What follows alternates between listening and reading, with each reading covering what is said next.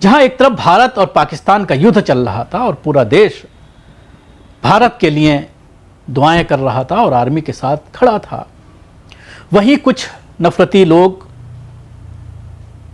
हिंदू मुस्लिम करते हुए नजर आए।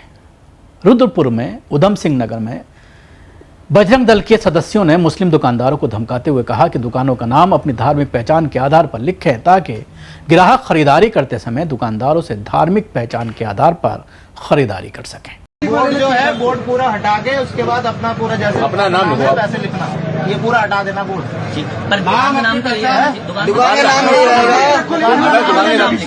टाइटल होना चाहिए, टाइटल जो है पूरा नाम बीच में आना चाहिए। जैसे ये नाम है ना, तुम्हारा अपना जो बोर्ड में है नाम उससे नीचे अपना लिख देना, कोई दिक्कत नहीं। नाम जो मतलब आना चाहिए, ये नहीं कि छोटा सा बनाओ, बड़ा सा नाम ठीक है, जो भी बोर्ड पर अवश्य अंकित करें, साथ ही जीएसटी नंबर का भी लिखा हुआ वो लिखा रहेंगे। तो जैसे हमने मोबाइल नंबर लिखा है ना, यहाँ पे प्रोप्राइटर क्या नाम है आपका? जाहिद अली, प्रोप्राइटर जाहिद अली, बस इतना लिखना है, कोई बोर्ड नहीं बदलना है पूरा, ठीक है। सलमान भाई, सलमान खान जो भी लिखते हो आप वो पूरा लिख देना।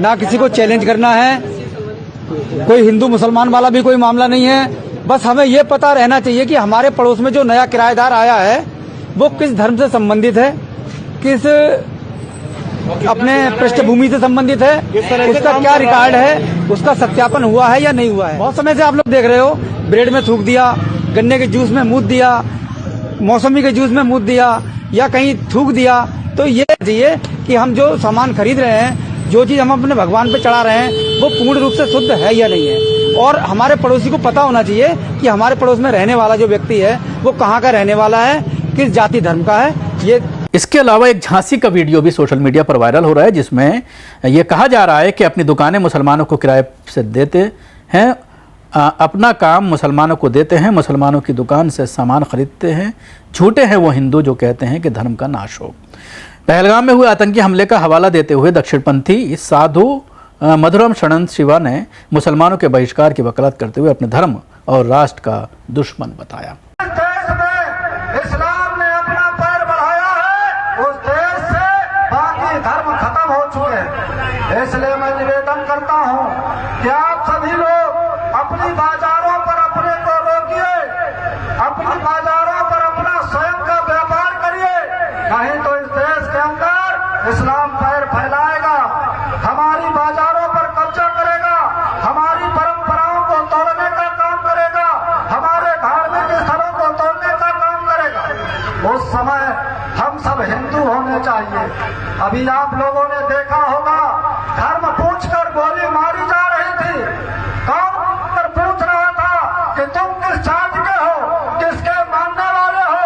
तुम केवल हिंदू हो इसलिए भी धर्मी हो। ऐसा करने वाले लोगों को सबक सिखाना पड़ेगा। अगर करना है तो धर्मियों का नाश करना पड़ेगा।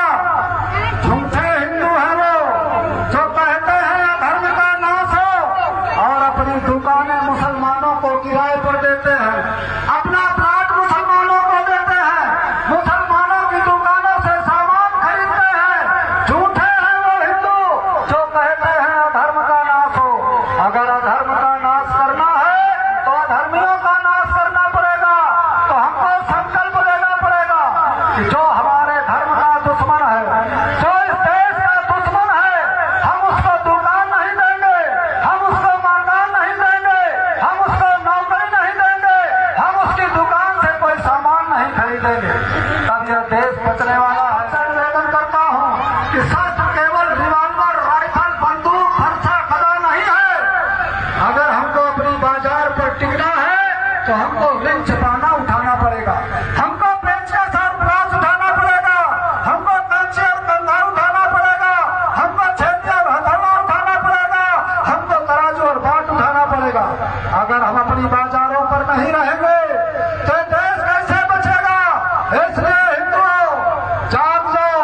किसी भी पंथ को मानने वाले हो, किसी भी महापुरुष को मानने वाले हो, हिंदुस्तान में रहते हो तो हिंदू बनकर रहना चाहिए, तब यह देश और धर्म बचने वाला है। इसके अलावा जब जंग बंदी का ऐलान कर दिया गया, युद्ध विराम का जब फैसला हुआ, तो उसके बाद जो विदेश सचिव थे, उनको लेकर के जिस तरह से दक्षिणपंथी लोगों ने ट्रोल किया, उनके पुराने ट्वीट निकाल करके उनके बच्ची और उनकी पत्नी के फ़ोटो साझा कर जिस तरह से जो है उनके ख़िलाफ़ एक अभियान चलाया गया, वो सिर्फ इसलिए कि वो हिंदू मुस्लिम का जो पूरा चल रहा था उसको जिस तरह से नाम पूछ करके जो मारा गया था उसको लेकर के उन्होंने एक बयान दिया था, और उसकी वजह से जो हिंदूवादी संगठन से जुड़े हुए लोग थे उन्हें जो है काफ़ी परेशानी हुई थी। लेकिन जैसे ही युद्ध विराम का ऐलान हुआ तो उसके बाद अपनी खुन्नस लोग उनके ऊपर निकालते हुए नज़र आए।